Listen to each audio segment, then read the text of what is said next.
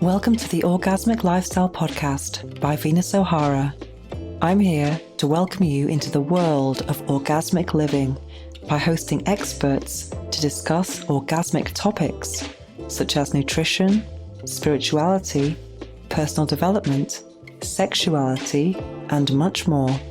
Here, we will offer lifestyle lessons that can help you lead a fulfilling, joyous, and orgasmic lifestyle. I'm your guide, Venus O'Hara.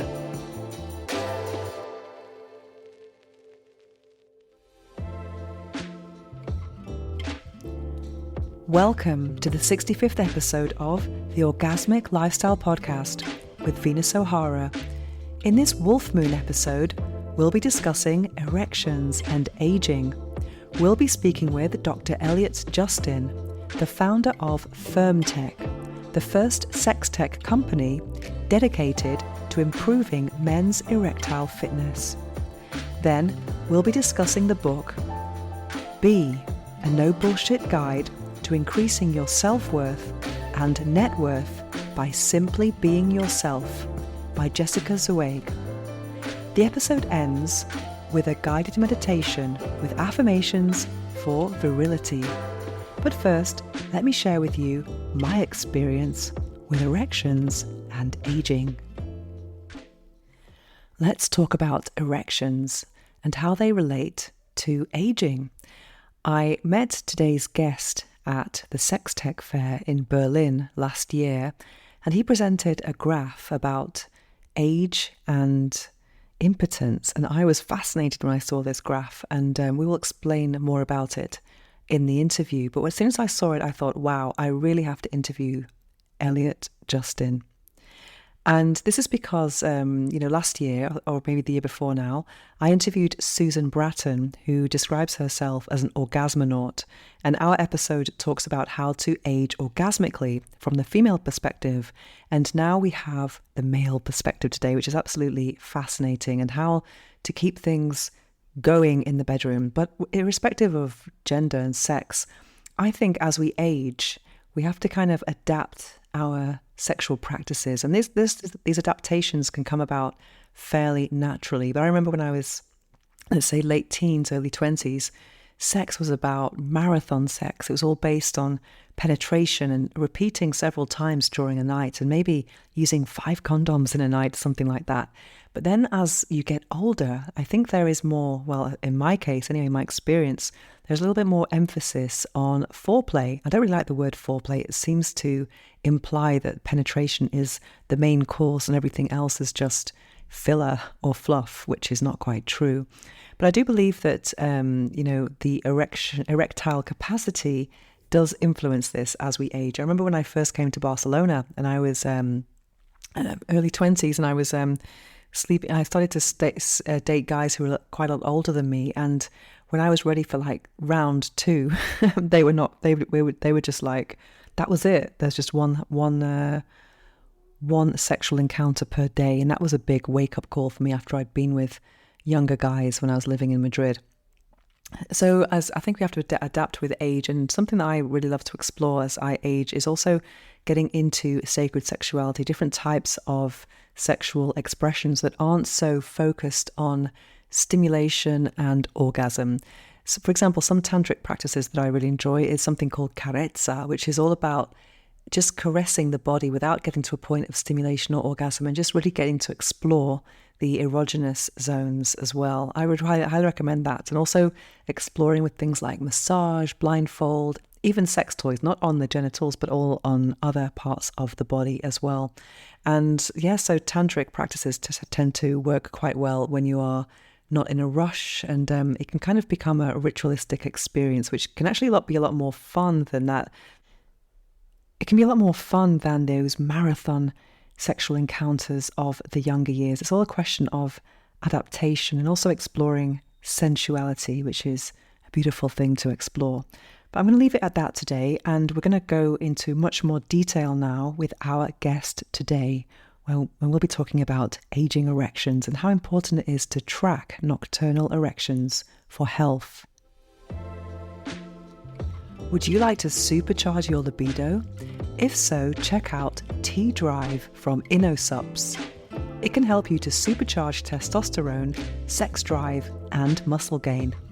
The wonderful thing about InnoSups is that there are no artificial sweeteners, fillers, or dodgy additives.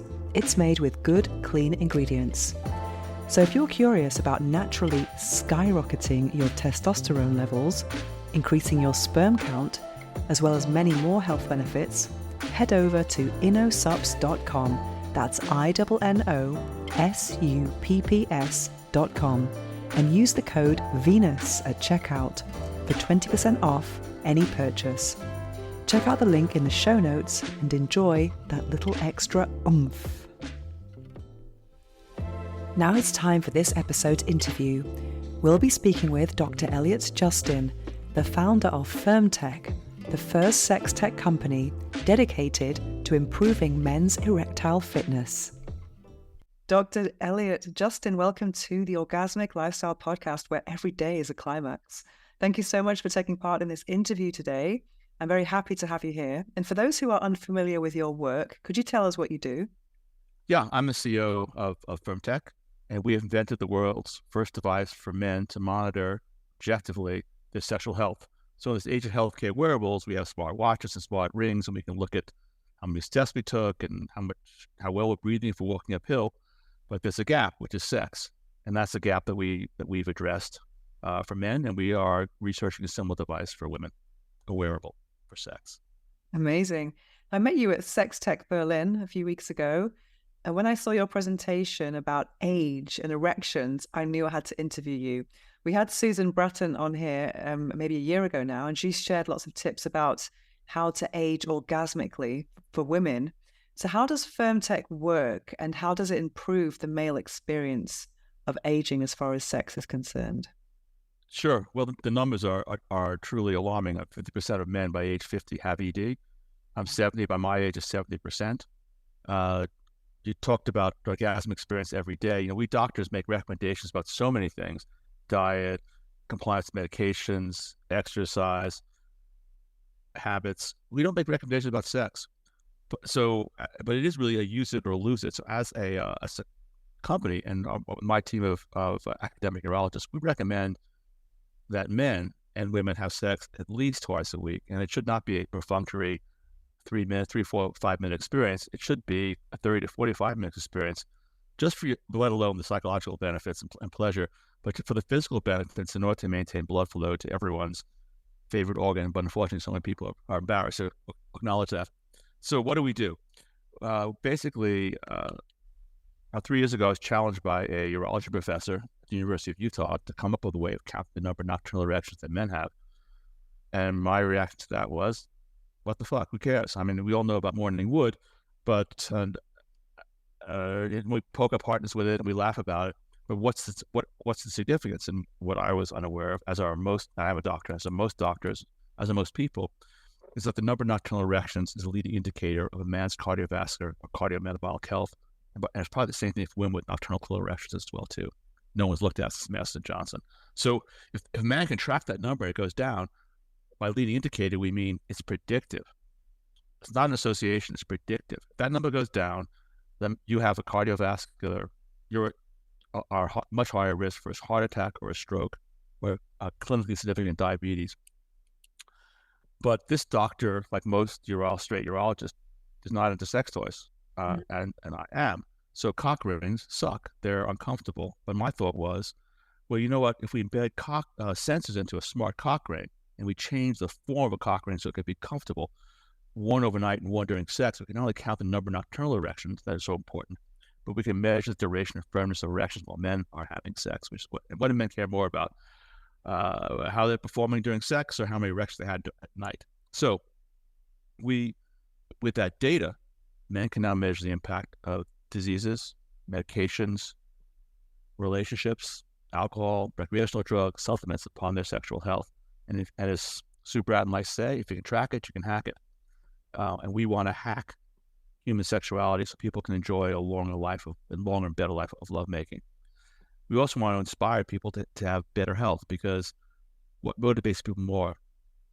Their sexual performance or how many steps they took yesterday. So that in essence is what we've done. We're providing people with data that is previously inaccessible. You couldn't even go to a doctor or a sleep lab and get this data.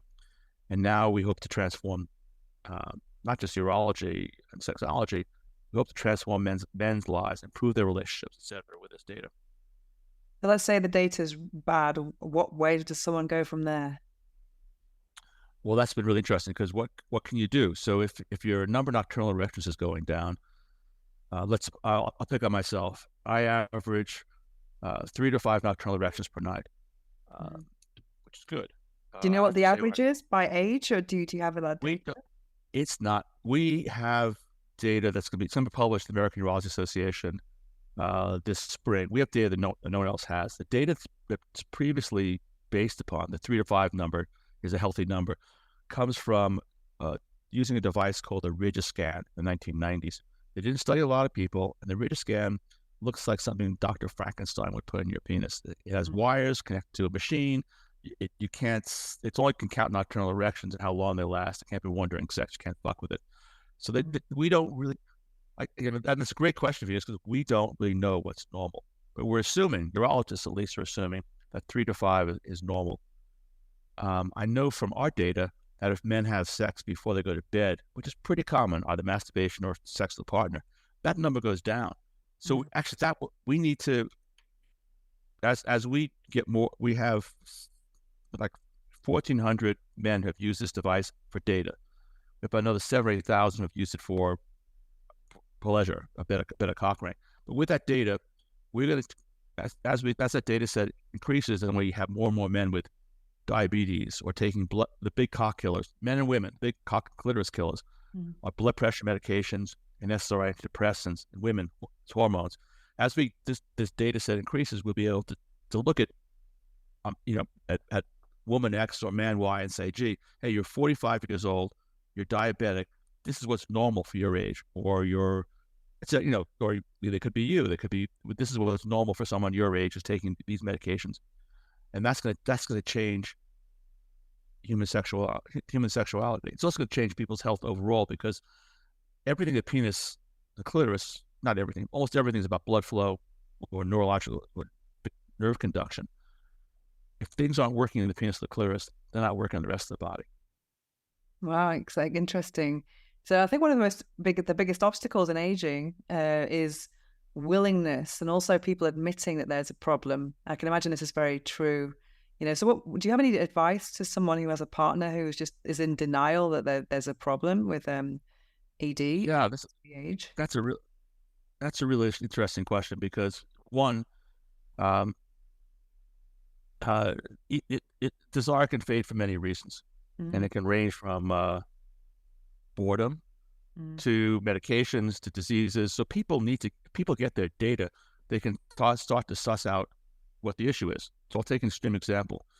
If a man can't perform with a partner, but he's having nocturnal erections at night, there's an issue in that relationship, and that's called psychogenic ED. Might be that and performance anxiety are probably two most common problems with men. Not people also quickly, unfortunately, fall out of the habit of making love. And I wish that people would pursue it. People who find that desire is waning, people would pursue it the way they pursue exercise. So, for example, if I wanted to be 10% stronger, I could, even at my age, I could create an exercise program that would accomplish that. Well, if you want to enjoy sex more, you need to plan for pleasure. People need to feel more effectively. But actually, this issue often comes up at the gym I go to. Because I'm here in my town. I'm with a bunch of fit guys and me. And I hear about guys in their 30s, 20s even, who are having sex like with their wives or their partners, male partners, like twice a month, 3 times a month. And they say, oh, it's stress, it's work, it's this, that, or the other thing. It's really that they've lost confidence in making love with each other. If they would just it's very easy for people to go to the gym and to build up muscle. It's also relatively easy for people to build up pleasure, but they need to commit to it the way they would to an exercise program. I mean, you just can't suddenly start picking up heavy weights, nor can you suddenly, if you haven't been making love in a long time, just start making love several times a week. The most common male confidence problem, though, is not they can't get it up. It's that they lose an erection. Doctors call it venous leak syndrome, and they see it as kind of a surgical issue that men are born with this, and some men are born with venous leak syndrome. They can't hold blood in their penis, but as we all get older, men and women, we all develop venous leak syndrome. So, for example, if I sat in a plane for 6 hours, my ankles will swell up a little bit. I could see my socks might indent my ankles a little bit. My wedding ring might get tight on my finger. That's venous leak. We have muscles around our small veins that pump the blood back to our heart. And as we age, those muscles get weak, especially we don't use them. We can't let them atrophy. But our vessels get a little bit stiffer, so we get venous leak. Well, effective cock ring that's comfortable. And we designed our ring out of a soft elastomer, not out of the hard silicone. These pinch and constraints. We tried to design a ring that be comfortable, so men can, once they get an erection, they don't lose it. It's a plumbing problem. Basically, by putting a cock ring on after a man gets erect, you can sustain the erection even if people get distracted. So, and with our ring, our ring has changed my life. It's changed the lives of a lot of our customers in ways I was interested in the data. I wasn't thinking about venous leak. I wasn't thinking about addressing this issue of the fading erection. We've probably, in the last month, I've gotten 6 or 7 emails from women talking about how they can now have sex confidently with their men because their men aren't going to lose their erection. And so they could lose their erection from boredom. They could lose their erection because they're taking a hypertensive medication, because taking antidepressant. But once a man loses erection, it's often game over. It's a confidence killer. And the man, that problem is obviously more obvious than it is in a woman. And so the ring is an effective ring that holds the blood in the penis, a game changer for a couple that are trying to renew, if you will, as you said before, renew their sex lives because they've kind of gotten out of it. But men need to know the data as well too. So if a man is suffering from fading desire, you really should find out what his serum testosterone is. There's a wide range of normal, but when men start to fall below 300, they could benefit from testosterone, which can also helps the women too. Interesting. So this device is when you're wearing it during sex, it tracks and it also enhances the experience. Is that correct? That's correct. It'll enhance. Would you like to see what my data looks like from last night? Oh yeah, interesting. So how often do you use it? Every night just to track? Or I mean, I use it. I track my data probably once a week. I use the ring. My wife and I never use sex. We use cock rings, never, pretty much, because they're uncomfortable. But we use our ring all the time. Why? Because it makes my wife more confident. Here, I'll show you. Let's see recordings.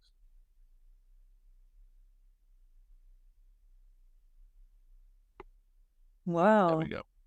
So if you look on the left, you go to bed early then. Well, it's 11 o'clock. That's my wife and I having sex. Oh wow!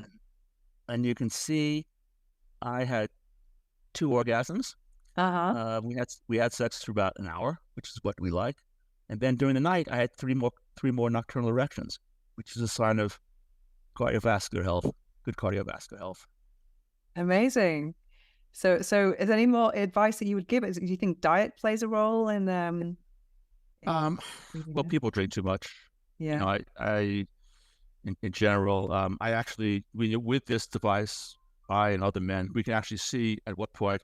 There's a point for a man, true for a woman too. Well, it's more obvious in men, where I can still get an erection, but I can't ejaculate. I can't have an orgasm, and I can nail that point with a device. And we've had several women suggest that we develop an app, really for women, so they can then tell their guy, "Hey, drinking. if you want to fuck tonight, we'll cut you. You got to cut you off." Or, "Hey, it's our anniversary, and it ain't gonna happen if you keep on pounding down the cocktails, because 3 is your limit, because we know from the data that you can't come after that. If you have 4, it's gonna be flaccid." So it'd be like a little, it would be like communicate with their smartwatch, and be like a little buzz. I think the men would need a shock collar for that one though. But once it's like half the drink's finished, that could be quite hard. So it's interesting how you sort of talk about you recommend having sex twice a week, for the physical and At least. physical, but at least in this podcast we also interview lots of people in the spiritual world. I mean, I'm quite into spirituality, and it's interesting because there's also these theories about sex transmutation and no FAP, whereas a urologist is they have very different opinions about ejaculation, whereas from a spiritual perspective, people are talking about not ejaculating. That's not very good for your prostate, surely. I don't think it's not good for your prostate. It's not. I don't. This goes back to my mind to Buddhism, and it goes back to demonstrate that one is also and in the Western world, it goes back to Stoicism. This goes back to the notion that we need to demonstrate that we are superior to pleasure, that we're not going to be vulnerable, because pleasure leaves us vulnerable to pain. And you have that thread in both Eastern philosophy and Western philosophy, and Stoicism and Buddhism. I think it's wrong. I think that when you talked about spirituality, personally, I worship Aphrodite, which is why it's appropriate that your name is Venus. I mean, if there's a force that drives spirituality, for most people, it's love. And we don't pay. I mean, every time I admire a beautiful woman, every time a woman as beautiful as you puts on makeup, we are both of us paying homage to Aphrodite without recognizing her. And I thank Aphrodite every day, because I think it was provident. This will sound out there to you, but I feel that it's providential that this came to me. Why? Because the doctor that had been working on this, Dr. Italian, he's working on it for 11 years without being able to bring this device to the point where it could be used for research or commercialization.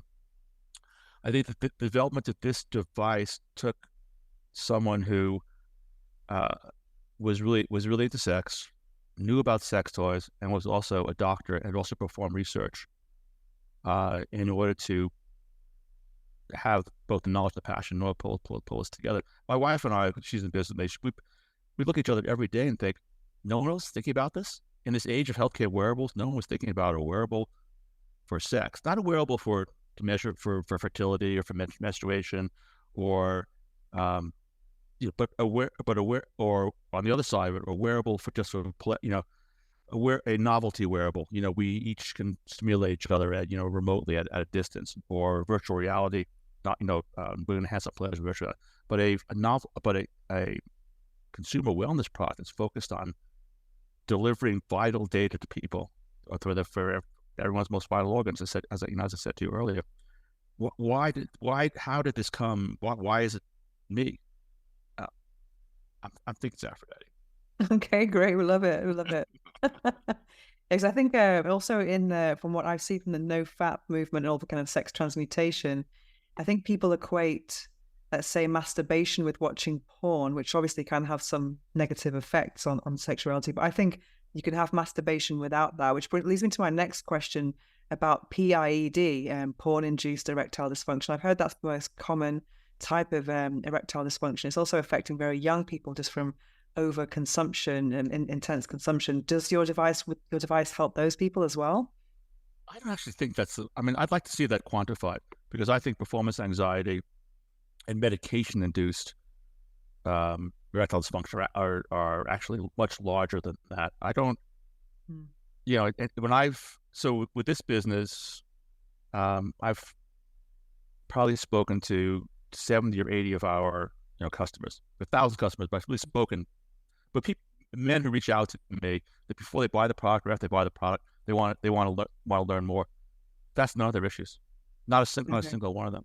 And one of the things that men complain about women is, what about shopping induced sexual dysfunction of women?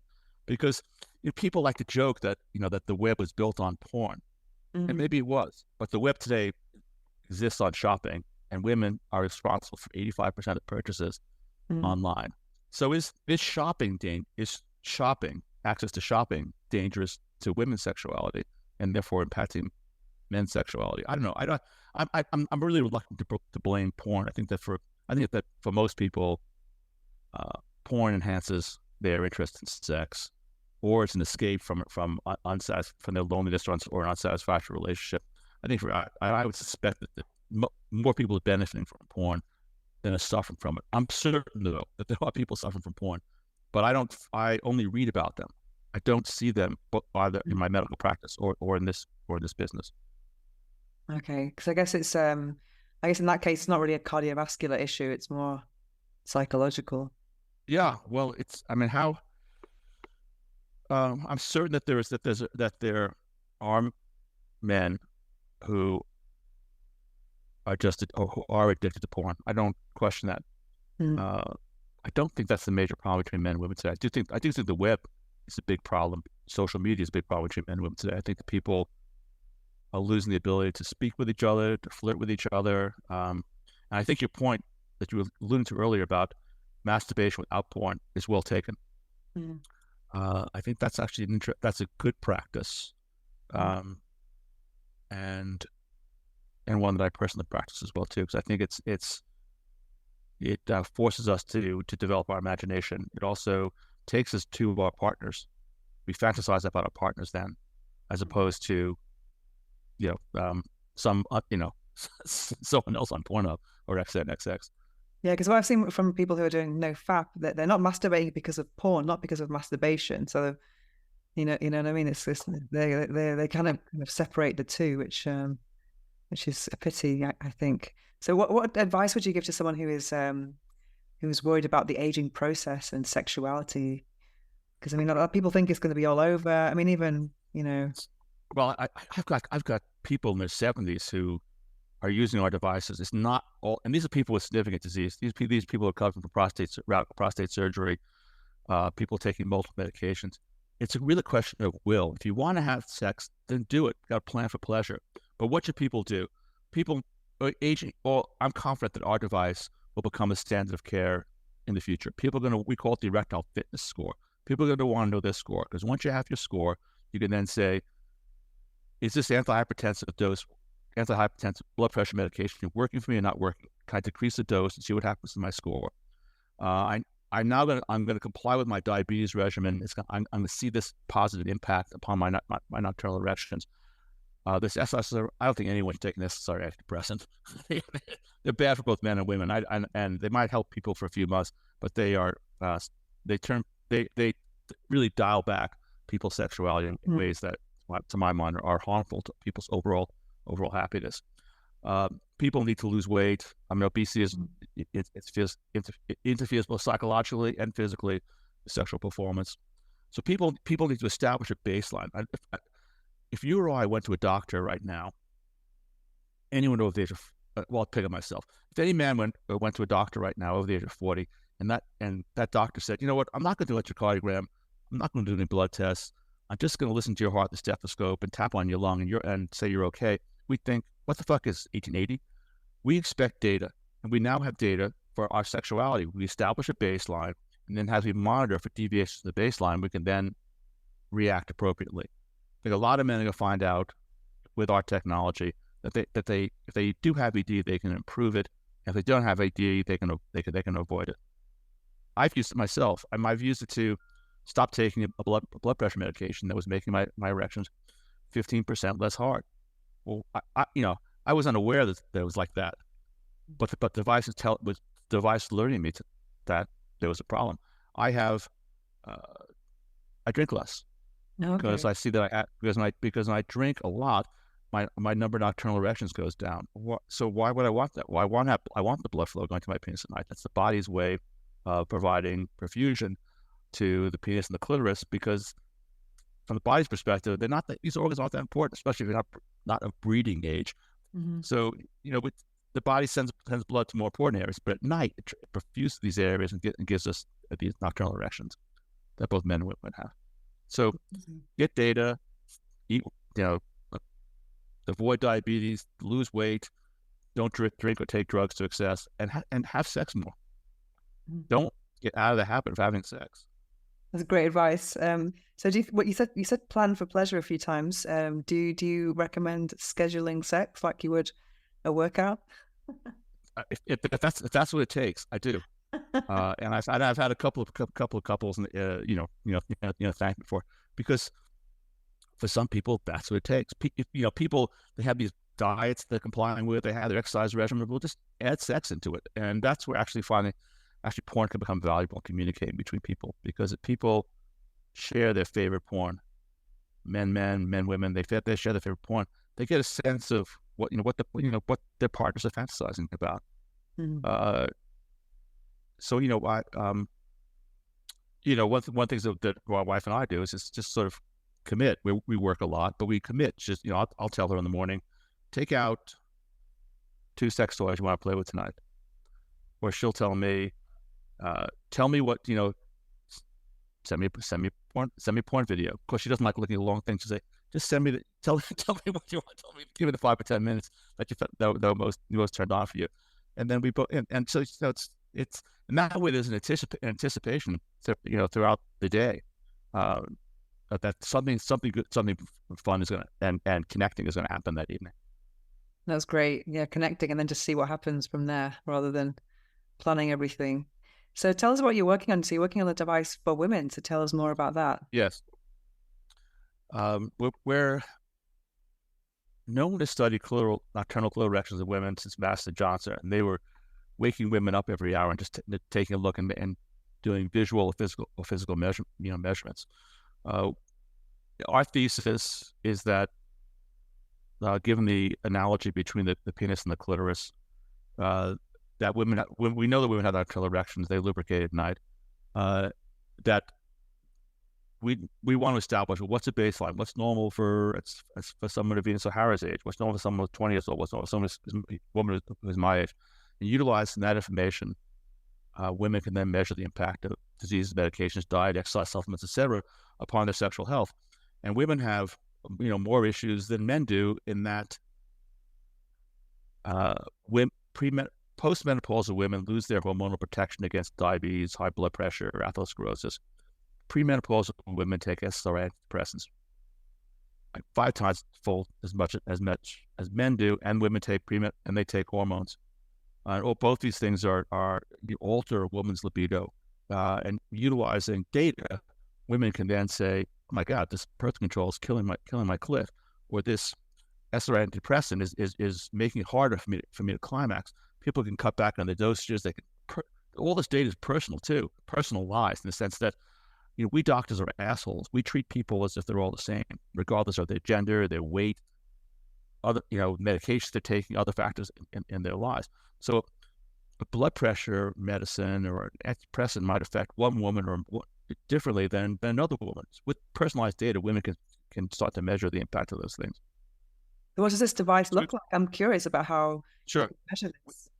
We've tested on 38 women. Mm-hmm. And there was just a paper abstract presented at SM, Sexual Medicine Show. And we're going to be in Dubai 2 weeks from now. I think that's the Sexual Medicine Show. There's going to be another paper presented about the device.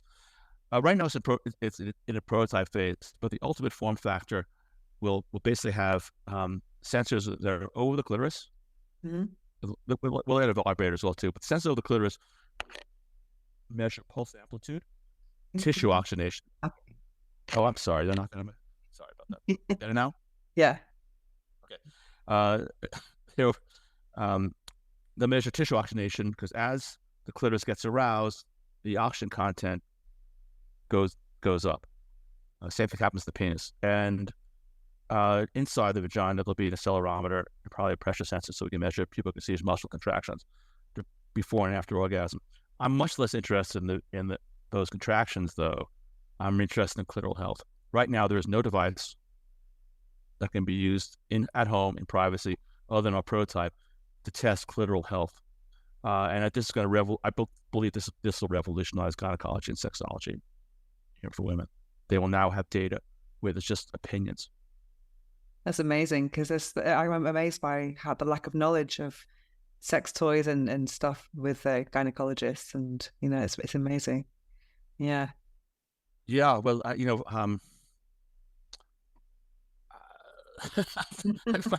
never, my wife, my daughter, my marketing woman is here right now. Probably you too. They've never had a doctor initiate a conversation with them Mm. about sex. Mm. Even when the issue was birth control, and by sex I mean, how's your love life? Yeah. Is it hard for you? Is it hard to have a climax? You having issue? That never comes up almost ever.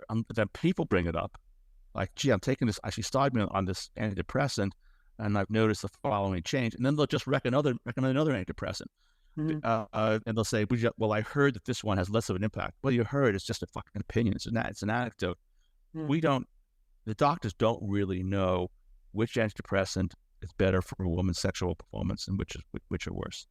That data is just based upon subjectivity. Our device is going to make it objective, and it's also going to be personal, individualized. Sounds very intriguing.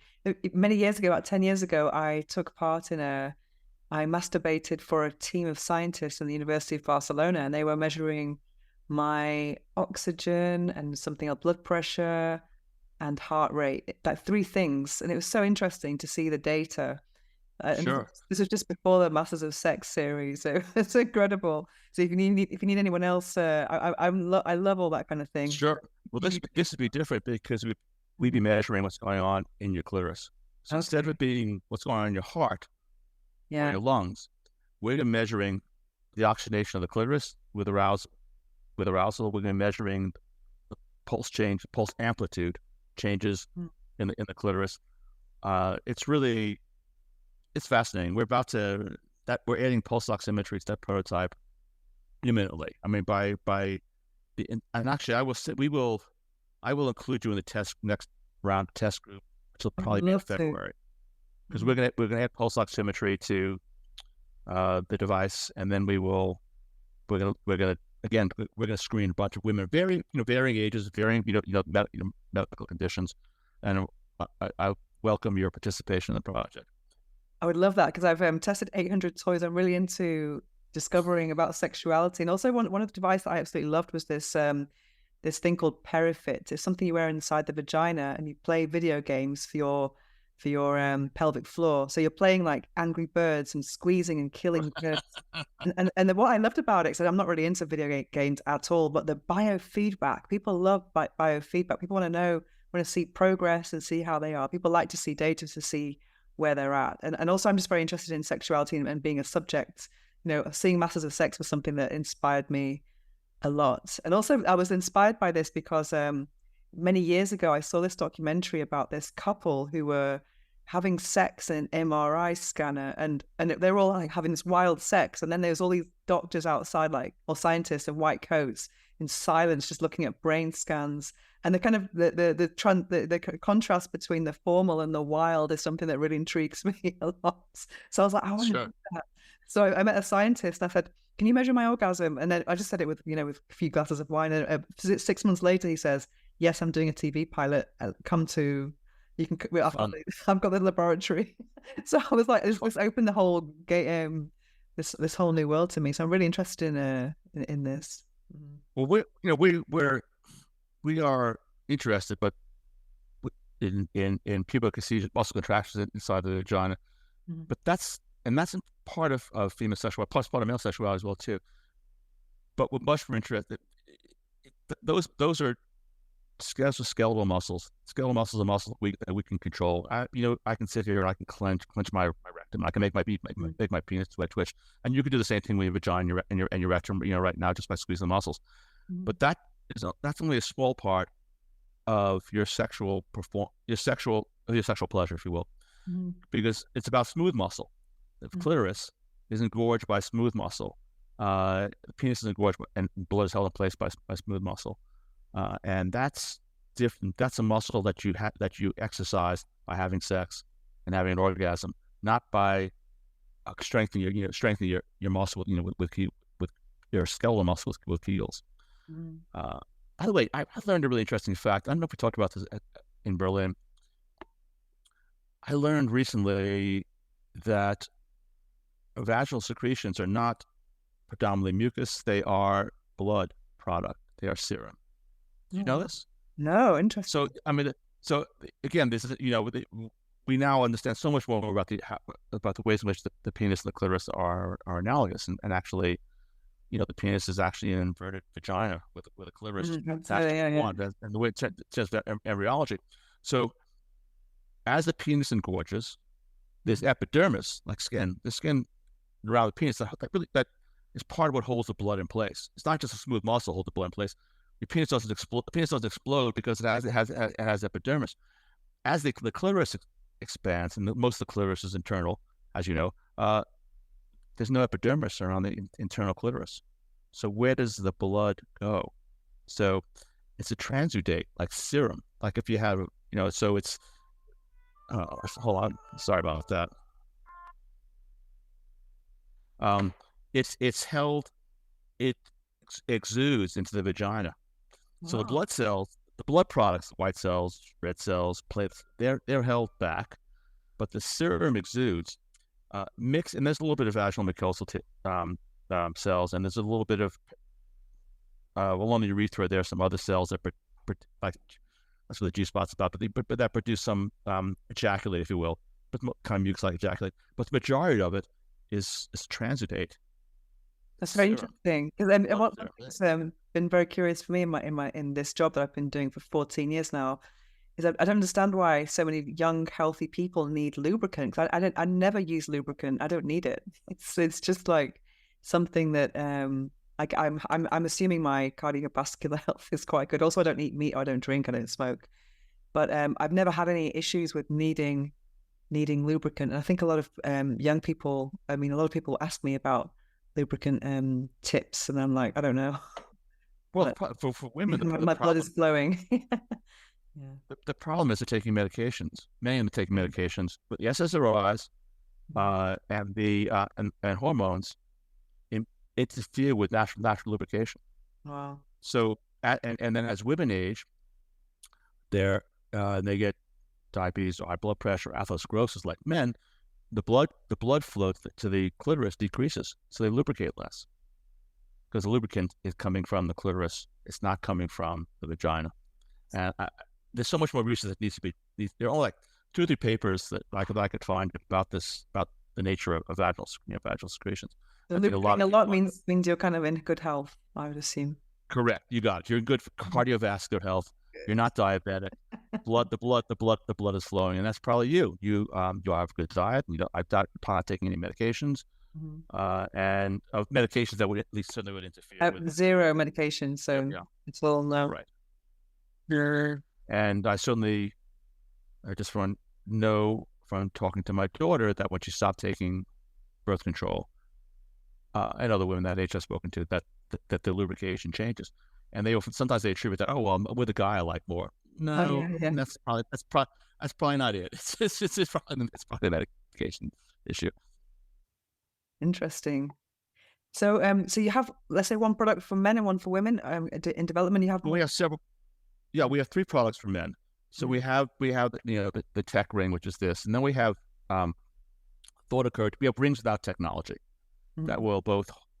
The advantage of these rings is that they don't pinch. That you can put them. Men can wear them for hours. They don't block the arterial flow into the penis. They only constrain the venous return. So for a lot of men, that's a big issue. If a man lacks confidence or is taking medication that interferes with sexual performance, has performance anxiety, you want something that he can put on discreetly. He does not say, "Oh, I finally got an erection. Where's my cock ring?" And now I got to snap this thing around. And the latest ring, which this we call a Max PR, which is this product here. This was specifically designed to make a man's orgasm more intense. So that's women have vibrators, men have shit. We have these stupid strokers that are like you can beat someone to death with them, and God knows I don't know why there's not an improvement on either man's or woman's fingers ever. So I'm certain that Aphrodite sees a stroker and she laughs. So what I want to do is increase the man's ejaculatory phase by 50%. So we tested it on 6 men from the ages of 27 to 70, and we hit greater than 50% increase in the ejaculatory phase. We said, okay, that's the combination. That's the elastomer that we're going to use in this. So I don't have sex without this now. Why wouldn't I? My orgasms are more intense, and my wife said she's glad the kids are out of the house because I'm just too loud now. So that's amazing. And she likes it too. She likes it to home loud. So, so it's fun for her. So if someone's going to get a product to improve their sexual performance and they don't want the data, then Max PR is the product to get. So we have 3 products for men.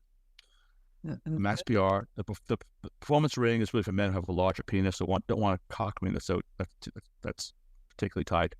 And we have the tech ring. For women, we have a product that we're working on right now, which is called Duet, which I can show you a prototype here. Wow. It's a vibrator. It can slide on and off of our rings. I really, the vibrators for partner sex suck.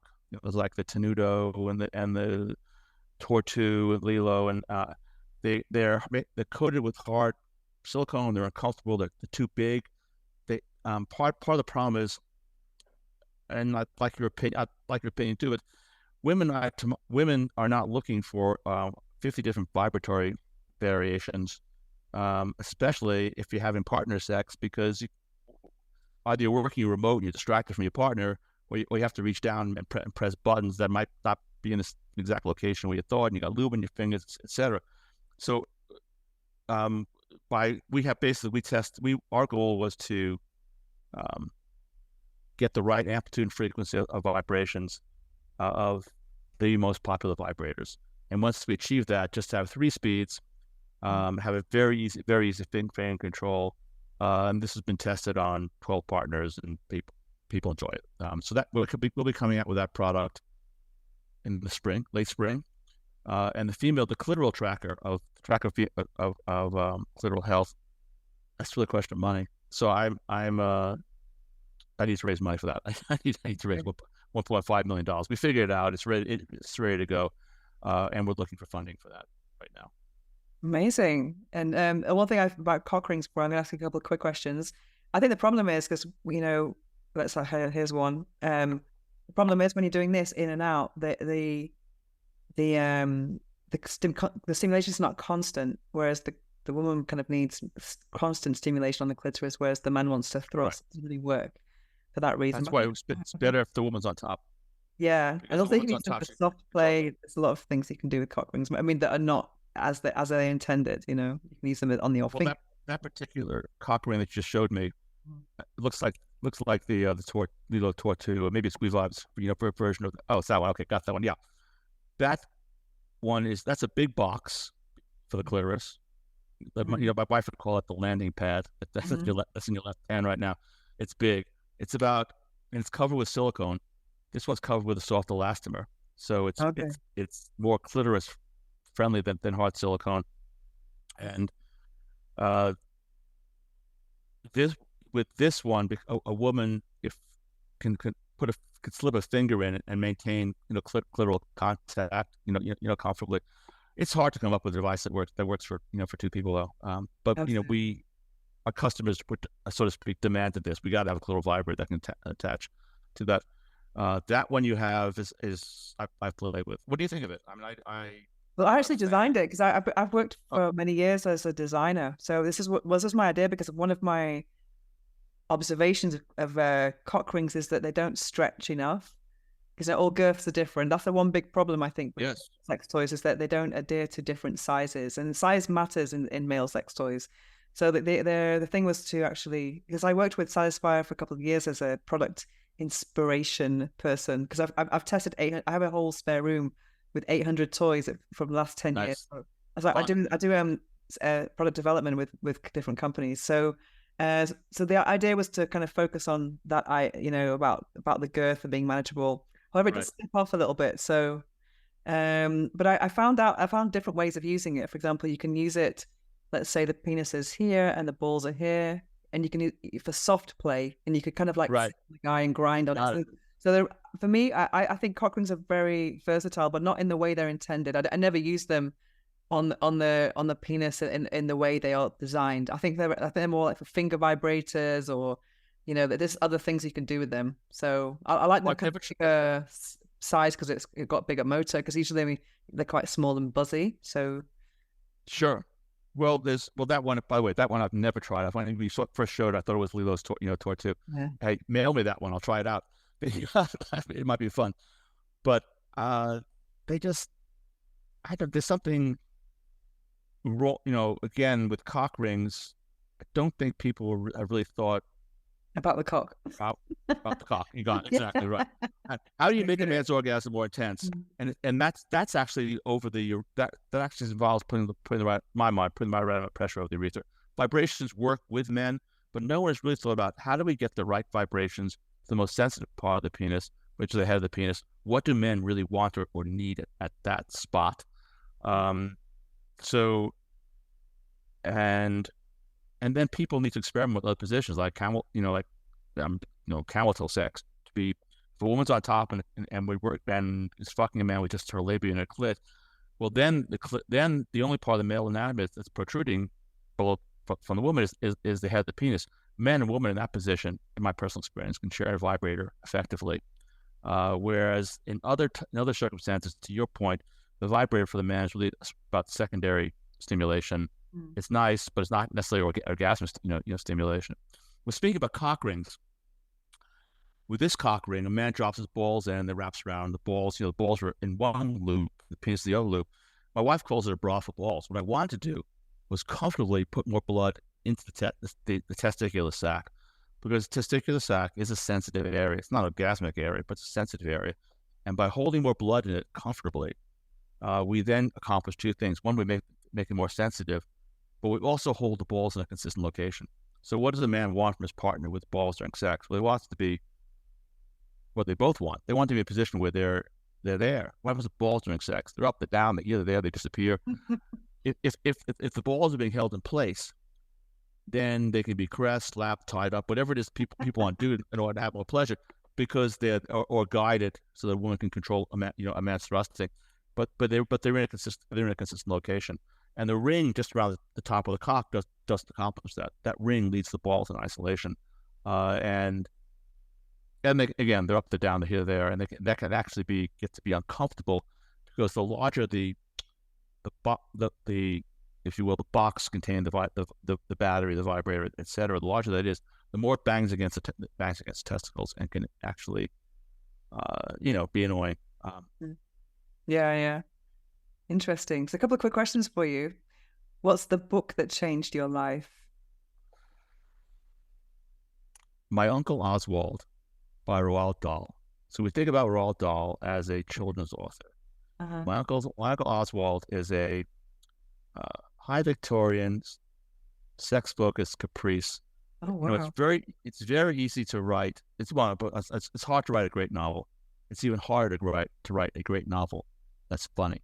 Mm-hmm. So I recommend to you and your listeners, take a look at My Uncle Oswald, and by Roald Dahl, and you He was my favorite author as a child. I absolutely loved the imagination he had. With think about a risk. Think about a risque novel. I really don't want to give away the premise. Okay. But you read like the first 15 or 20 pages. That's risky for him as a children's author to do that as well. Well, he wrote for adults as well too. Okay. So the book is funny. It's slightly pornographic in ways that are well done. And that book, I would say, it certainly inspired a lot of what I'm doing right now.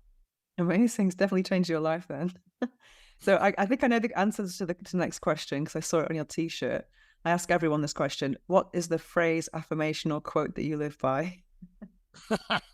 Well, you did see the T-shirt. So, I mean, the French philosopher Descartes said, "Cogito ergo sum," I think, therefore I am. We say, "Erectus ergo sum," I erect, therefore I am. I think that's true, not just for men, but true for women as well. Okay, cool. I love it. So thank you so much for joining us on the Orgasmic Lifestyle Podcast, where every day is a climax, more than twice a week. Every day. It's been a real pleasure. Thank you so much. Thanks for the opportunity. The book I'm reading now is Be, a no bullshit guide to increasing your self-worth and net worth by simply being yourself. This is by Jessica Zweig. I hope I've pronounced that correctly. I'm very interested in personal brand. I confess that I wasn't really business savvy when I started this journey of being a content creator 15 years ago. For me, it was just about creating a job for myself and getting paid to write. But as the years have gone by, I have realized that I can actually apply a lot more seriousness to what I'm doing. And I think some of my limiting beliefs about art being a business have come from myself rather than outside myself. Because I really do, we're in the creator economy now. So there's never been a better time to be a content creator. And also I'm experimenting with different mediums such as this podcast. I'm also writing. I'm writing my 4th book now. And I have a YouTube channel. So there are many ways that I can actually share my message with the world. But I never really thought about it in terms of creating a type of, let's say, framework around my ideas. It's all been about whatever comes to mind, whatever I'm getting sponsored, and just sharing part of me. Whereas now I'm starting to think of it in a much more mindful and intentional way. And that's why I wanted to get a bit more clued up about the concept of personal brand. So I was looking on Amazon to find personal brand books that had good reviews, but also something that was quite recent. That's why I chose this book, because obviously content creation has changed a lot in the last 10 years or even 5 years. So this book is pretty recent.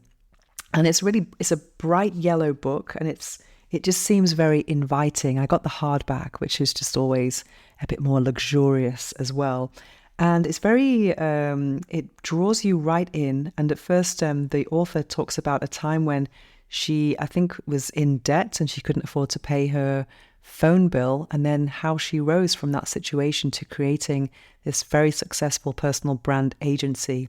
And I think it's always interesting to know how much of your personal story and your struggle to share and your own evolution in order to inspire others. And that's something that's quite well done in this book. It really draws you in, but also it teaches you how to, let's say, make a list of topics that you want to talk about, and then you can analyze which ones are sacred and private and which ones you really want to keep sharing over and over.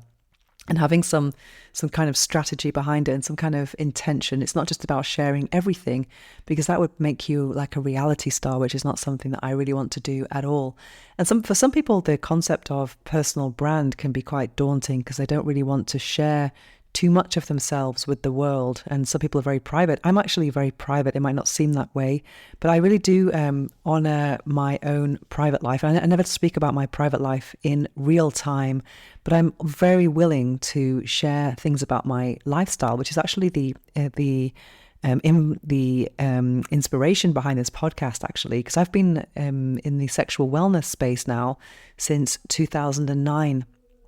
And I realized that I wanted to share much more with the world than my vision of sexuality, which goes way beyond sex tips. I think sexuality is one of the most beautiful things that we can share with someone else, with ourselves, and with the divine. Well, ever since I became spiritual, I see it as a divine act as well. But beyond that, I'm also passionate about encouraging others to actually prioritize self-love and self-care. I would call it holistic self-love, and sexuality is a part of that. So is eating good foods and having massages, sobriety, meditation, reading, always learning, and just having some integrity and joy in your life. And what really brought me on this, or inspired me to start sharing this, was the fact that I don't actually use an alarm in the morning. And I think that's probably the biggest secret. Well, it's not really a secret. I tell everyone about it, to my vitality. I have so much more energy now than I did 20 years ago. And I'm very keen to share these things in a way that's not random, a bit more intentional, as I mentioned. So that's what's behind my interest of this subject of personal brand. And I've actually interviewed a personal brand expert just this week. And I find it really exciting to have your philosophy become content and to become work. I find that is so interesting. And there are many different personal brand models out there. Content creation is just one of them. But I just love the idea of sharing my knowledge with others in courses, also with articles, and just content in general, and with the objective of actually making other people feel good. And I always get some every week I'm getting amazing comments on my YouTube channel, on my meditation profile on Insight Timer, where you can find my meditations, people who are sharing with me how much it's impacted them. And that's really, for me, very, very encouraging. So I want to kind of reach more people and do it in a more business savvy way and know kind of where those lines are about what I'm sharing and what's private and sacred to me as well. So this book has got some very short and inviting chapters, and each chapter ends with a little exercise, which is very thought-provoking, and it really allows you to order your thoughts and opinions about things and maybe create this strategy. I'm just about under halfway in at the moment. And there is a workbook, and I was thinking if I like this book, I will probably get the workbook as well. I think I will, because it's not about just reading a book. It's about applying the lessons to your life. And that's exactly what I want to do with this. So that's one of my projects this year. I've never actually in January made a kind of annual forecast or objectives. And I have this year with personal brand. And so I'm going to get as savvy about the topic as I can. So hopefully as the year unfolds, I will find some more books as well.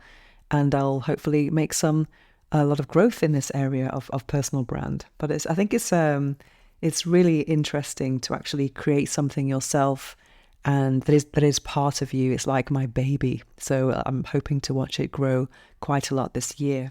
So that is it. That is Be a No Bullshit Guide to Increasing Your Self-Worth and Net Worth by Simply Being Yourself.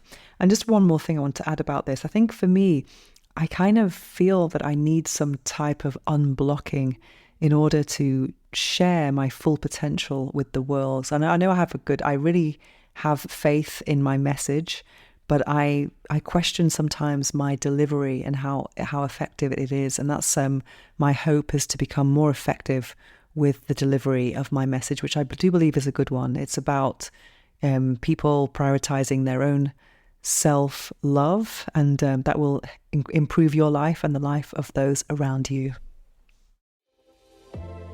Now it's time to slow things down as we prepare for this episode's guided affirmations meditation.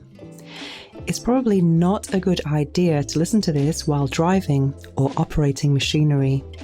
Instead, take a break from whatever you're doing, get comfortable, take a deep breath, and enjoy.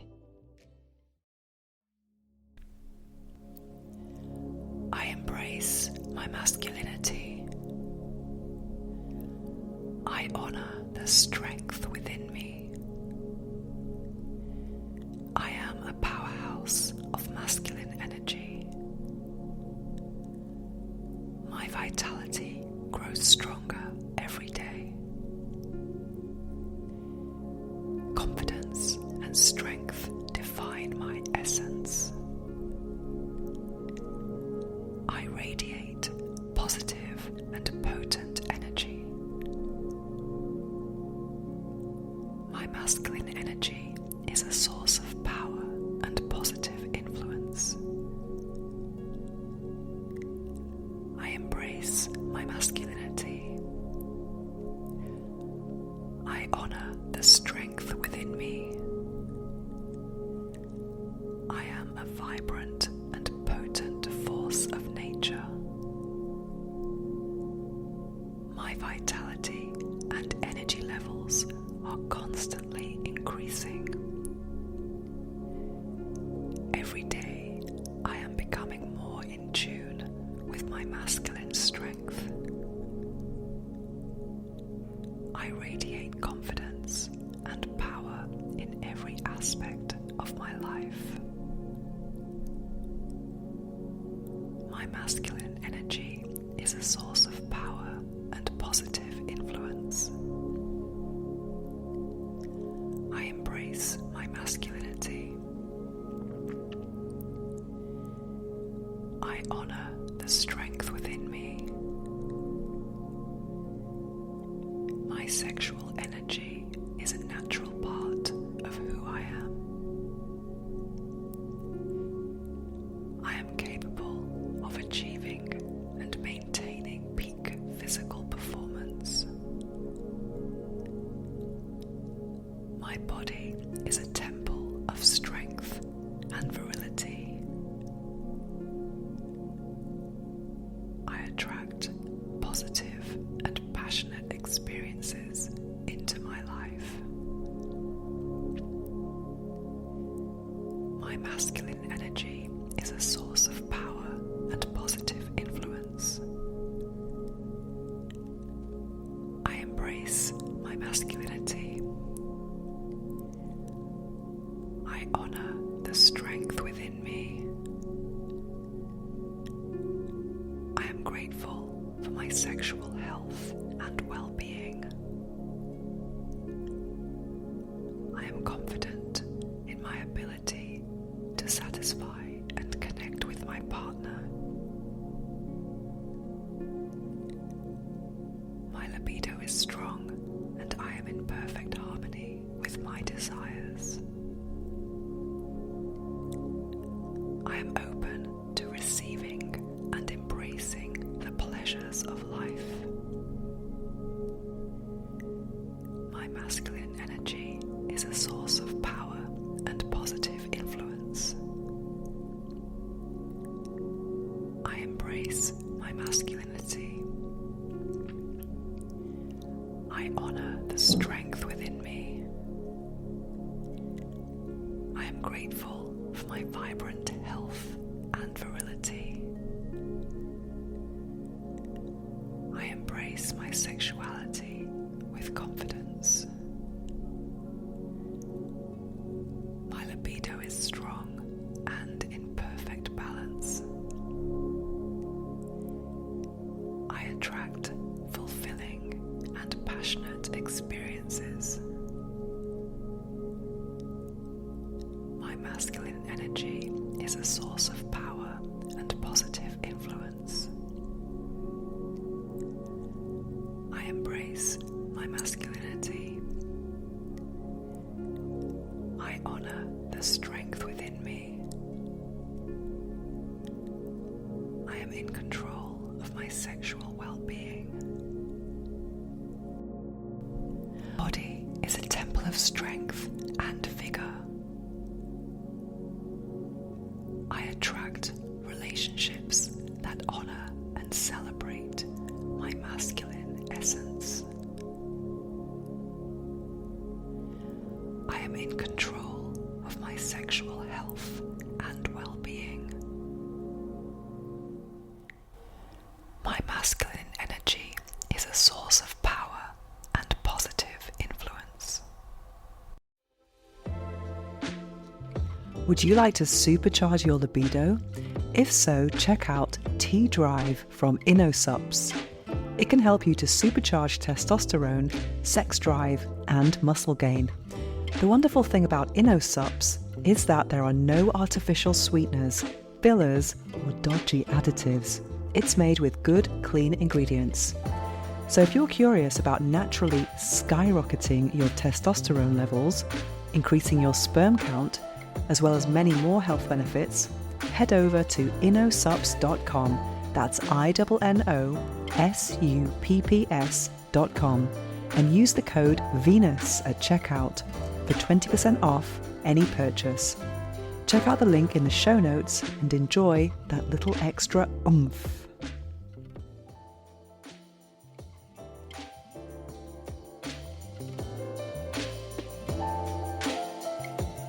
To find out more about me and my orgasmic lifestyle, visit venusohara.org or follow me on Instagram at instagram.com/venusohara. Make sure to search for the Orgasmic Lifestyle Podcast by Venus O'Hara in Apple Podcasts, Spotify, and Google Podcasts, or anywhere else podcasts are found. Make sure to click subscribe so you don't miss any future episodes. Thanks for listening, have an orgasmic week, and make sure every day is a climax.